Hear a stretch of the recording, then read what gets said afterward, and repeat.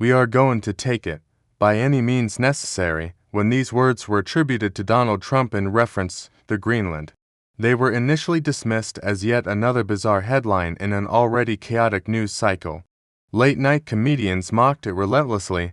Editorial pages framed it as proof of incompetence, senility, or real estate tycoons' inability to distinguish geopolitics from property deals. To the Western public, the idea of buying Greenland sounded absurd, anachronistic, even offensive. Sovereign territory, after all, is not supposed to be traded in the 21st century.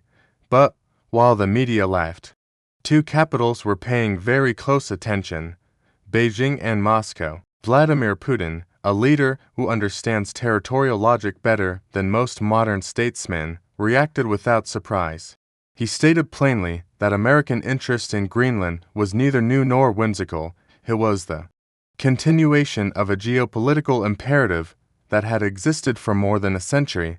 This is where the mainstream narrative collapses. The public interpreted Trump's words through the lens of American domestic politics. Strategic planners interpreted them through the lens of power, geography, and survival.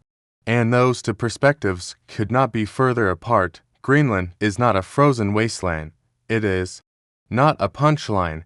It is not a vanity project. Greenland is the gatekeeper of the North Atlantic, the eastern anchor of future Arctic trade routes, a strategic platform that determines who controls the Northern Hemisphere's security architecture. When Trump spoke about Greenland, he was not speaking like a politician seeking applause.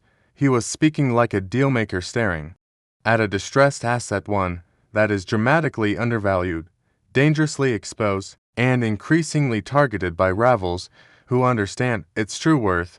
In recent weeks, the shift has been unmistakable. The rhetoric has evolved from purchase to security, from negotiation to necessity, from joking speculation to language that openly refuses to rule out coercion. Senior American officials have made unprecedented visits to Greenland. Pentagon insiders have confirmed a hardening posture. Denmark, a NATO ally, has been publicly criticized for underinvesting in Arctic defense. These are not diplomatic accidents, they are signals. The message coming out of to understand why Greenland has returned to the center of American strategic thinking, you have to strip away modern personalities and return to first principles. The United States' interest in Greenland is not ideological, emotional, or opportunistic. It is geographic, and geography, unlike politics, does not change its mind. The obsession begins in the 19th century. At the moment the United States first realized that continental security could not be guaranteed by borders alone, oceans mattered, choke points mattered, and control of the northern approaches to North America mattered most of all. In 1867, when Secretary of State William H. Seward purchased Alaska from the Russian Empire for $7.20 million, he was ridiculed mercilessly. Newspapers called it Seward's folly. Critics mocked it as a frozen wasteland, a useless slab of ice and wilderness that would never repay its cost. History, of course, rendered its verdict. Alaska became not only a resource powerhouse, but the strategic shield, America's forward position against Russia, a launchpad for air power, and a cornerstone of North Pacific dominance. What looked foolish in the short term became one of the most asymmetric geopolitical investments in history. But what is often forgotten is this: Seward did not want Alaska alone. In internal reports written as early as 1868, Seward explicitly identified Greenland as the missing piece. Alaska secured the Pacific flank. Greenland would secure the Atlantic. Together, they would complete the strategic encirclement of the North American continent. Greenland, in Seward's analysis, was not just land, it was a gate. Whoever controlled it would control access to the North Atlantic, the Arctic approaches, and the aerial routes that would one day dominate warfare. He saw decades before aviation or missiles that future conflicts would not respect traditional borders. The political will, however, did not yet exist. The idea was shelved, not abandoned, but deferred. It resurfaced in 1910, when American Ambassador Horace Egan proposed a three-way territorial exchange involving the United States, Denmark, and Germany. The logic was blunt and transactional. Greenland could change hands if the right incentives were aligned. The deal failed, but the implication was clear. Greenland was negotiable. Then came the 20th century, and with it, the event that permanently changed Greenland's strategic value, air power, by the end of World War II. American planners understood something terrifyingly simple. Any future war with the Soviet Union would not be fought primarily in Europe. It would be fought over the Arctic. Bombers would cross the pole. Missiles would take the shortest path, not the most politically convenient one. In 1946, President Harry Truman made a direct move. He offered Denmark $100 million in gold for Greenland, an enormous sum for the time, especially for a European country still recovering from war. The State Department even floated the idea of trading oil-rich Alaskan territory to sweeten the deal. Denmark refused, but refusal did not mean resistance. What followed was more important than a sale. In 1951, the United States and Denmark signed a defense agreement that effectively transformed Greenland into an American military protectorate. The U.S. built Thule Air Base, the northernmost permanent American military for most of the post-Cold War era. Greenland existed in a strategic blind spot. The Soviet Union collapsed, the Arctic refroze in geopolitical terms, and the old arrangement Denmark as the legal owner. The United States as the security guarantor seemed stable enough to last indefinitely, but that stability was an illusion. What has changed is not a single policy decision or a single political leader. What has changed is the structure of the system itself. Three forces are converging at once, and together they are dismantling the assumptions that once made the status quo viable. The first force is physical, not political. The ice is disappearing. For centuries, Greenland's greatest defense was its climate. Thick, permanent ice made large-scale development prohibitively expensive and strategically unnecessary. Shipping lanes were theoretical. Mineral wealth was inaccessible. Military competition in the high Arctic was constrained by nature itself. That constraint is gone. Each year, the Arctic ice cap retreats further than predicted. Routes that once existed only on naval maps are becoming seasonally navigable. What was once an impassable buffer is turning into a corridor, and corridors, in geopolitics, demand control.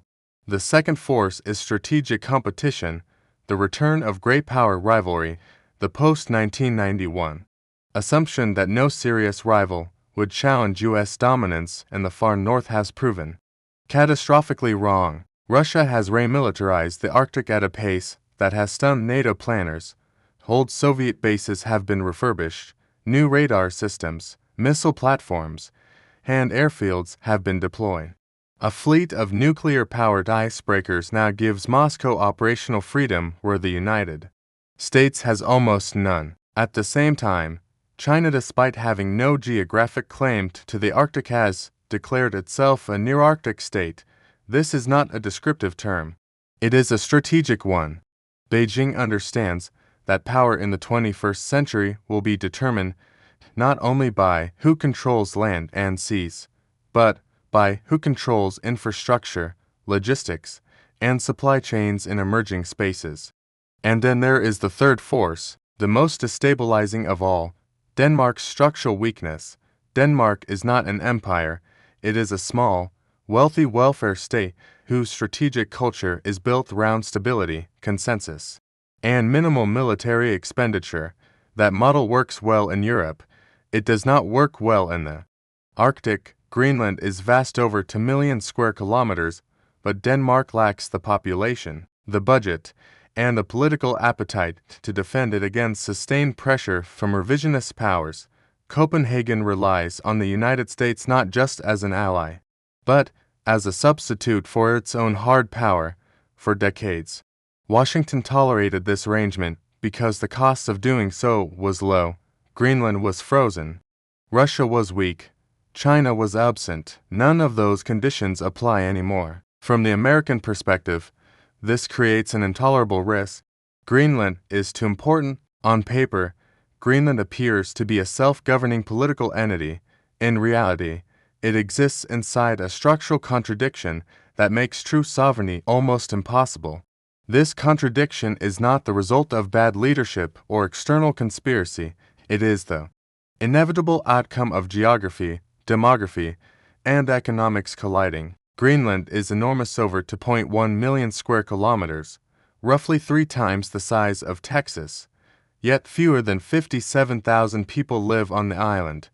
Most are Inuit, with a language, culture, and historical identity distinct from Denmark and from Europe as a whole. This imbalance alone creates a governance problem. A territory of continental scale, combined with a population smaller than many towns, cannot easily generate the economic base required to maintain modern state functions: defense, infrastructure, healthcare, education, and diplomacy. Denmark fills that gap with money. Every year, Copenhagen sends Greenland approximately $600 million in direct subsidies. This block grant covers more than half of the Greenlandic government's annual budget. Without it, schools would close, hospitals would shut down, and the civil service would collapse within months. This is the hidden price of Danish sovereignty. Greenland is politically autonomous, but fiscally dependent. It controls its courts, its police, and crucially its natural resources. Yet it cannot finance itself without external support. That dependence is the leash that keeps Greenland tied to Denmark, regardless of cultural distance or growing independence sentiment. In 2008, a referendum granted Greenland expanded self-rule.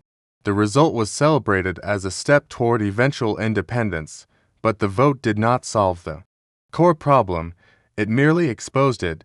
Independence, under the current economic structure, would be catastrophic. The moment Danish subsidies disappear, the Greenlandic state becomes insolvent, and every serious actor involved understands this. This is where American strategy turns from diplomacy to arithmetic. From Washington's perspective, $600 million a year is not a meaningful sum. It is less than the operating cost of half a B-2 stealth bomber. It is a rounding error in the U.S. defense budget. But, for Greenland, it is existential. The strategic conclusion is unavoidable. Whoever replaces Denmark's subsidy controls Greenland's political future. This is the essence of the sovereignty trap. Greenland's autonomy gives it the legal authority to negotiate, but its economic weakness gives outside powers extraordinary leverage. Sovereignty exists in theory, but not in practice. While Western media focused on rhetoric and personalities, China was doing what it does best, moving quietly, methodically, and with a long time horizon. Beijing did not announce territorial ambitions in the Arctic. It did not threaten military action. Instead, it arrived with contracts, loans, and infrastructure proposals. China refers to itself as a near-Arctic state. Geographically, this claim is meaningless. Strategically, it is deeply revealing. It signals intent. In Chinese planning documents, distance is not a barrier if access can be purchased. In 2018, China formally incorporated the Arctic into its Belt and Road Initiative, branding it the Polar Silk Road. This was not symbolism. It was a declaration that the Arctic would become part of China's global logistics network, just like ports in Africa or railways in Central Asia. The incident that finally triggered alarm in Washington occurred 2 years earlier. In 2016, a Chinese company attempted to purchase an abandoned naval base in Greenland. On its face, it was a commercial transaction. In reality, it represented something far more dangerous: a Chinese-controlled deep-water port in the immediate strategic rear of the United States. Under intense pressure from Washington, Denmark intervened and blocked the sale. The deal collapsed, but China did not retreat. It adapted. In 2017, Greenland's prime minister was invited to Beijing. The visit was carefully staged. Officially, discussions focused on seafood exports and economic cooperation. Unofficially, Chinese state-owned banks and construction firms were embedded in the delegation. Their proposal was ambitious. China would finance and build 3 new international airports in Greenland. For Greenland, this was immensely attractive. Modern airports would unlock tourism, improve connectivity, and reduce isolation. For China, the value was even greater. Airports are not neutral assets. They shape airspace, logistics, and strategic mobility. Ownership, direct or indirect, creates leverage that extends far beyond economics. This was the Belt and Road model applied to the Arctic. The loans required for these projects would amount to a significant percentage of Greenland's GDP. If Greenland defaulted, China would gain effective control over critical infrastructure. The implications were obvious to American defense planners when then Secretary of Defense Jim Mattis learned of the plan. His reaction was reportedly blunt. The United States would not allow China to pave runways in the Arctic. Washington forced Denmark to co-finance the airport projects, pushing Chinese firms out. The crisis was diffused but only narrowly. What it revealed was far more alarming than the deal itself. Denmark lacked to finance. At the core of the Greenland question is a simple but brutal reality. The global economy is undergoing a structural transformation, and the raw materials required to sustain are scarce, geographically concentrated, and politically weaponized. The transition away from hydrocarbons toward electrification, electric vehicles, renewable energy, advanced weapons systems, and digital infrastructure depends on a narrow set of materials known as rare earth elements. Neodymium, dysprosium, terbium, and others are not optional inputs. They are the industrial vitamins of modern power. An F-35 fighter jet cannot be built without them. A modern missile guidance system cannot function without them. A wind turbine or an electric vehicle does not exist without them. Today, China controls roughly 80 to 90% of global rare earth processing capacity. This dominance did not happen by accident. Beijing spent decades tolerating environmental damage and low margins to secure control over the most strategically valuable segment of the supply chain. Mining can be diversified. Processing is the choke point from Washington's perspective. This is a national security nightmare.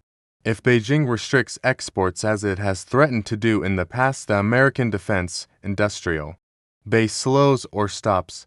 Military superiority becomes hostage to a foreign supply chain. No superpower can accept that condition indefinitely. This is where Greenland enters the equation, not as a curiosity, but as a solution. Geological surveys suggest that Greenland contains some of the largest undeveloped rare earth deposits on the planet. The Kvanefjell deposit alone is estimated to hold more than 100 million tons of ore, with concentrations sufficient to supply global demand for decades, and rare earths are only the beginning. According to U.S. Geological Survey estimates, the waters surrounding Greenland may contain approximately 17.5 billion barrels of undiscovered oil and 148 trillion cubic feet of natural gas. Add zinc, uranium, iron ore, and other strategic minerals, and the numbers escalate rapidly. One conservative study valued Greenland's accessible mineral resources at roughly $200 billion. Broader estimates factoring in hydrocarbons and future extraction technologies push the figure toward $4 trillion. These numbers fundamentally alter the strategic calculus. The $600 million annual subsidy Denmark pays to maintain sovereignty over Greenland begins to look insignificant, almost irrational when compared to the scale of the underlying assets. From an American economic perspective, Greenland resembles a classic distressed asset, underdeveloped, underprotected, and mismanaged relative to its potential. This framing matters. Empires in the 21st century do not justify expansion through ideology alone. They justify it through efficiency. Why should a small European state with limited resources sit atop assets that could reshape global supply chains, while the world's dominant military power bears the security burden? As the ice retreats, Access improves, extraction costs fall, what was once economically impractical becomes commercially viable. The clock starts ticking the moment nature changes the terms of feasibility. In this context, Greenland is not just valuable, it is time sensitive. Delay benefits China, which already dominates processing capacity. Delay benefits Russia, which is militarizing Arctic energy corridors. Delay increases the likelihood that Greenland's resources will be developed under foreign influence, locking in dependencies that cannot be undone without confrontation. Climate change is often discussed as an environmental crisis. In strategic terms, it is also a map redrawer. As polar ice retreats, geography itself is being rewritten, and with it, the economics of global trade. For centuries, the world's commercial arteries have been fixed around a handful of choke points: the Suez Canal, the Strait of Malacca, the Panama Canal, and the Strait of Hormuz.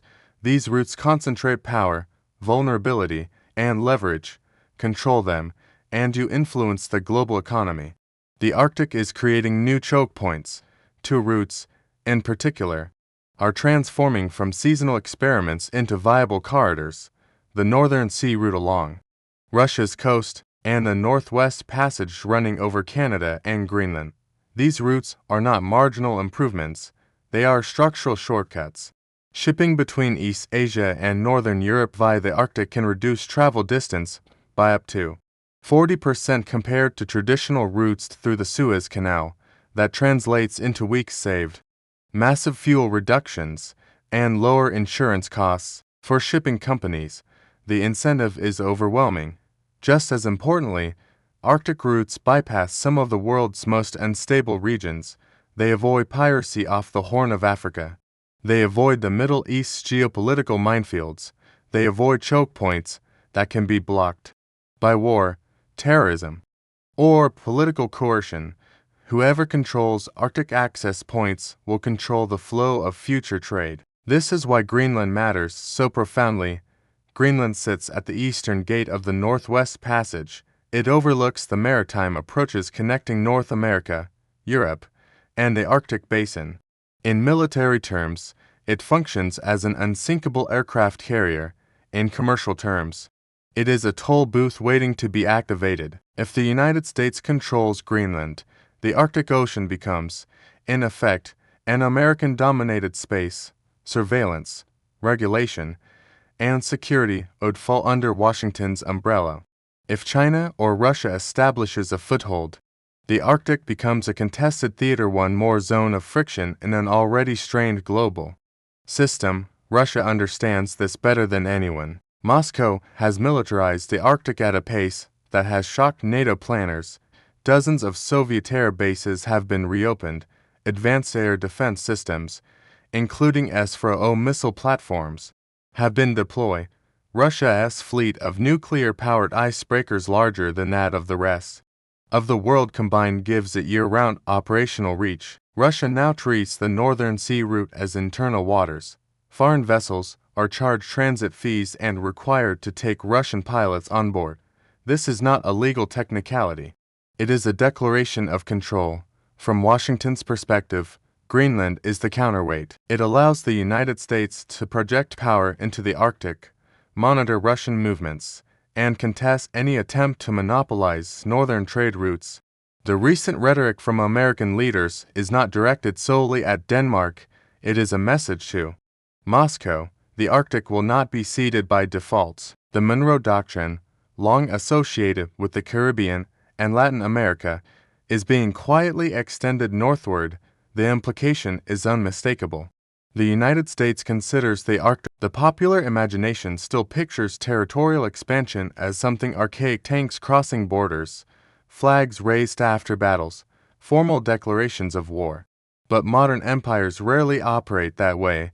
The costs are too high, the optics too damaging, and the alliances too fragile.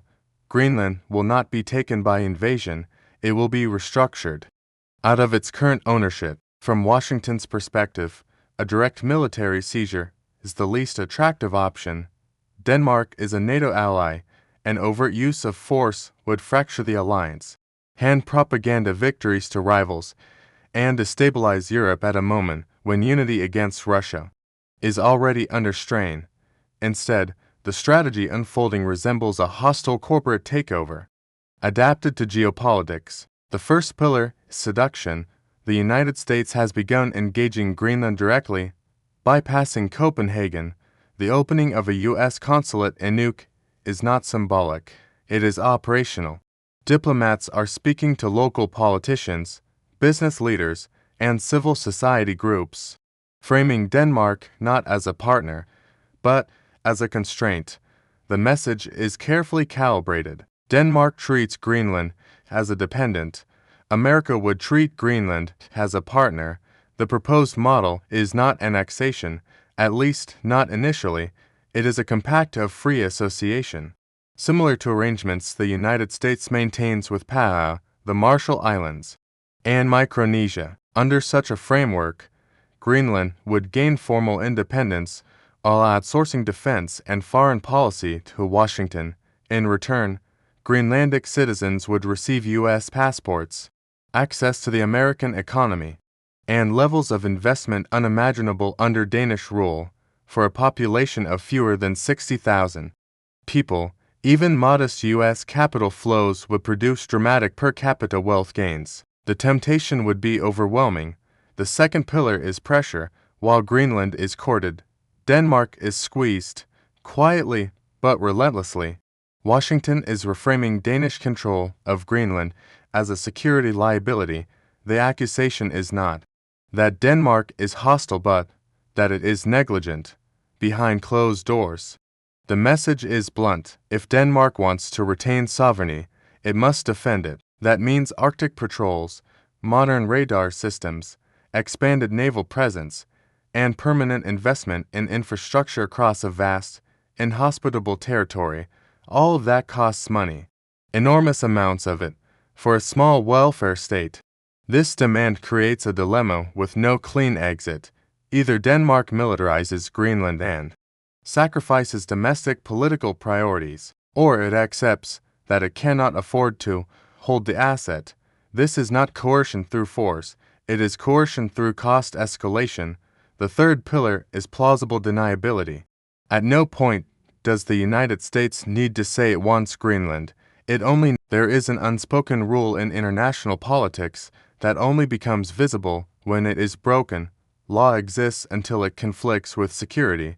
When the two collide, law bends first. If the soft path strategy, seduction, pressure, and deniability fails, a darker timeline emerges, not because it is preferred, but because it is always kept in reserve. The Arctic is rapidly being reclassified not as a remote frontier, but as an active theater of strategic competition.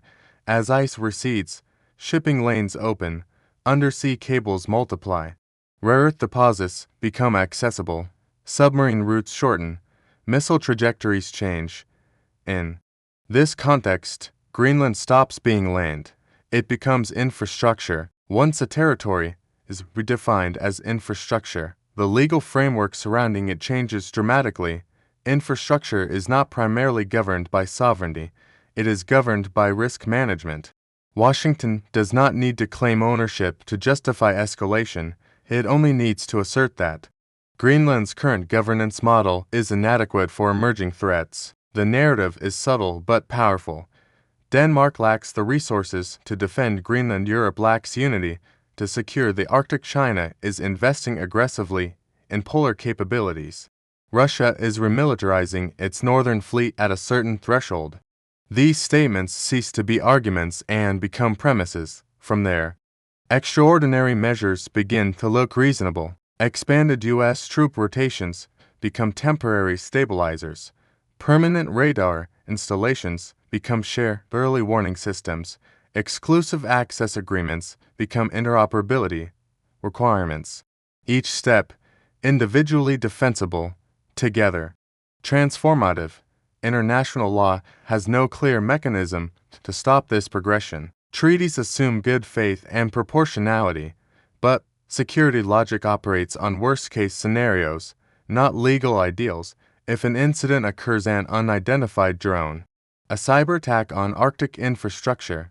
A suspected foreign intelligence operation. The response window will be measured in hours, not months. In such moments, permission is replaced by necessity.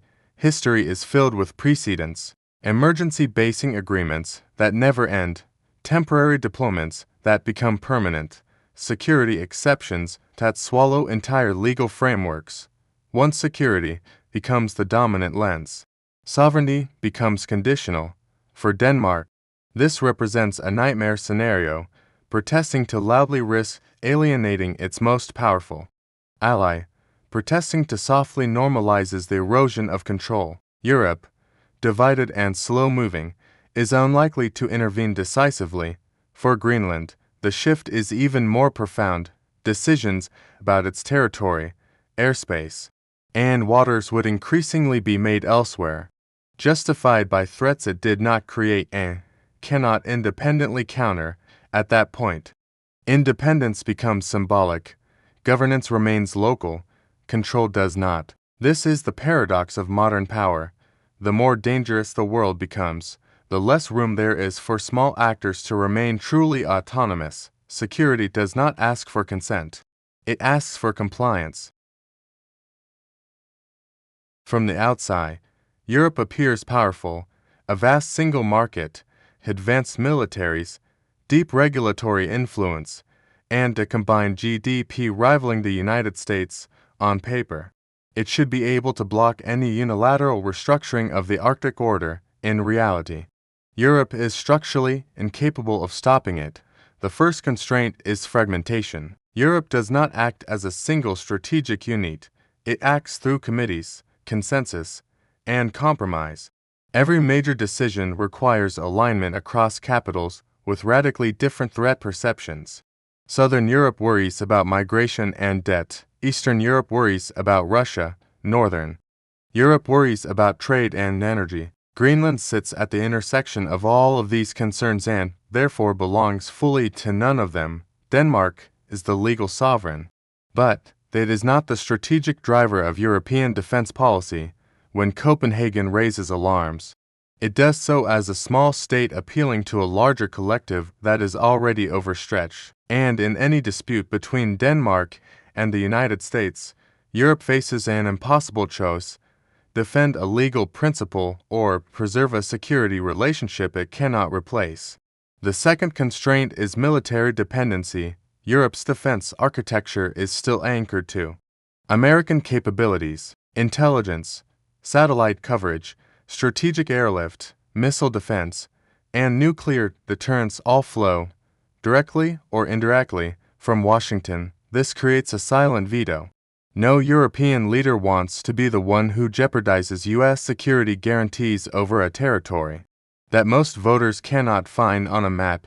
Even if European institutions issue statements, they will be carefully worded, non-confrontational, and ultimately unenforceable. Europe can object, it cannot compel. The third constraint is institutional inertia. The European Union excels at regulating stable systems. It is far less effective at responding to fast-moving security shifts. By the time an Arctic crisis is debated in Brussels, the operational reality on the ground will already have changed. Security phase accomplices are difficult to reverse. Once infrastructure is built, personnel deploy, and dependencies created, rolling them back requires political capital Europe does not have. The fourth and most uncomfortable constraint is quiet alignment. Publicly, European leaders may express concern about American assertiveness. Privately, many share Washington's threat assessment. China's Arctic ambitions and Russia's militarization of the North are not imaginary. For several European states, a stronger U.S. role in Greenland is not a problem to solve, it is a problem solved. This creates a split response. Denmark bears the political cost. Europe enjoys the security benefit. No coalition forms. No red line is drawn. In such an environment, opposition becomes symbolic. Statements are issued. Committees are convened. Reports are written. None of them change the underlying publicly. Greenland is framed as a passive object in this unfolding struggle, something to be acquired, protected or managed by larger powers, privately, that assumption is already outdated. Greenland does have a choice, but it is a constrained choice, shaped by forces far larger than its population or economy. The first option is status quo. Autonomy. Under this model, Greenland remains part of the Kingdom of Denmark, retaining its current self-governing powers while Copenhagen handles defense and foreign policy, on paper. This offers stability and continuity. In practice, it offers stagnation. Denmark's financial transfers sustain Greenland, but they do not transform it. Infrastructure development is slow. Economic diversification remains limited. Young Greenlanders continue to leave for education and opportunity elsewhere. Most critically, the status quo does nothing to resolve the growing strategic mismatch, a territory of immense global importance defended by a state with limited capacity and shrinking tolerance for long-term Arctic commitments. This option preserves dignity but not leverage. The second option is formal independence. This is the most emotionally compelling path. It fulfills a long-standing national aspiration and completes the decolonization narrative. Greenland would gain a seat at the United Nations, control its own diplomacy, and reclaim symbolic ownership of its future. But independence without scale is fragile. A fully sovereign Greenland would still face the same realities: minimal population, extreme geography, limited revenue, and escalating security interests from global powers. Independence would not remove American influence, it would accelerate it. Without Denmark as a buffer, Greenland would negotiate directly with Washington, and in a one-on-one negotiation between a superpower and a microstate, asymmetry defines the outcome. This is sovereignty in form, dependency in substance. The third option is strategic alignment. This is the path Washington prefers, though it is rarely named explicitly. Greenland becomes independent or quasi-independent but integrates deeply into the U.S. security, economic, and political ecosystem. Defense is guaranteed, investment flows in, infrastructure modernizes.